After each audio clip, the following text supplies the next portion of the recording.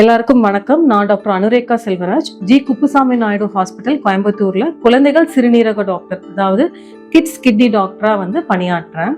பெற்றோர்கள் குழந்தைங்களோட கிட்னி ஹெல்த்துக்கு எப்படி பாதுகாப்பா பார்த்துக்கணும் அப்படிங்கறதோட விழிப்புணர்வு வீடியோ தான் இது.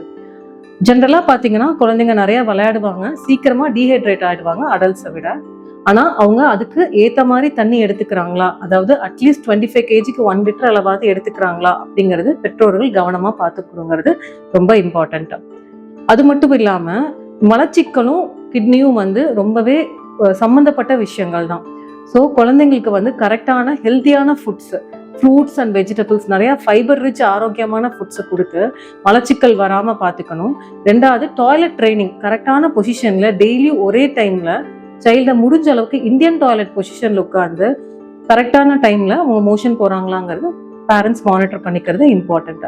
மூணாவது, யூரின் அடக்கி வச்சுக்காம அட்லீஸ்ட் ஒரு நாளைக்கு 4-6 தடவையாவது அடிக்குவேட்டா போறாங்களாங்கிறது மானிட்டர் பண்ணுறது ரொம்ப இம்பார்ட்டன்ட்.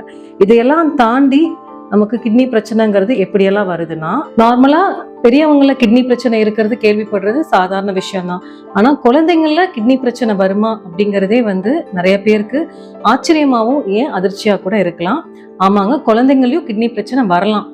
சாதாரணமா கண் வீக்கம், கை கால் வீக்கம், யூரின்ல நுர போறது, யூரின் கம்மியா போறது, யூரின்ல பிளட் கலந்து போறது, ரத்த அழுத்தம் அதாவது ஹைப்பர் டென்ஷன், திரும்ப திரும்ப யூரின் இன்ஃபெக்ஷன் வருது, அந்த மாதிரி கம்ப்ளீட்டா குணப்படுத்தக்கூடிய கிட்னி பிரச்சனையிலிருந்து குழந்தைங்களுக்கு நிறைய தடவை யூரின் போறது, growth அதிகமா இல்லாம ஷார்ட்டா இருக்கிறது, கையில காலில் போன் பெண்ட் ஆகி அது மரபணு சம்பந்தப்பட்ட கிட்னி பிரச்சனை கம்ப்ளீட்டா கியூர் பண்ணக்கூடிய கிட்னி பிரச்சனையாகவும் இருக்கலாம்.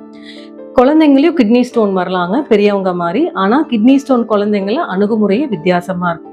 இது எல்லாத்துக்கும் மேல நம்ம எல்லாருமே கேட்க பயப்படக்கூடிய ஒரு விஷயம், கிட்னி ஃபெயிலியர். ஆமாங்க, குழந்தைங்களையும் கிட்னி ஃபெயிலியர் வரலாம். இப்போ நீங்க இருக்கிற வேர்ல்டு நிலவரத்துல பாத்தீங்கன்னா 20 லட்சம் பேரு குழந்தைகள் கிட்னி ஃபெயிலியரோட பாதிக்கப்பட்டு இருக்காங்கிறதான் உண்மை. அதுல 50-60% பேரு கம்ப்ளீட்டா முன்னாடியே கண்டுபிடிச்சிருந்தா கிட்னி ஃபெயிலியர் வராம தடுத்திருக்கலாம் அப்படிங்கிறதும் தவிர்க்க முடியாத ஒரு உண்மை.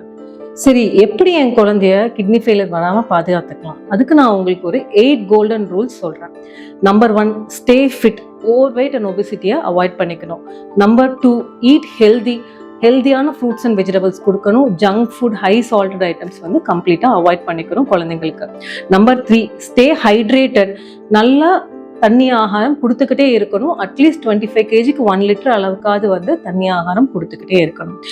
கோல்டன் ரூல் 4, இது நமக்கு நிறைய பேருக்கு தெரியாதுங்க. ஒரு சைல்டு 3 வயசு வந்துருச்சுனாலே every year blood pressure adult மாதிரி செக் பண்ணணும்.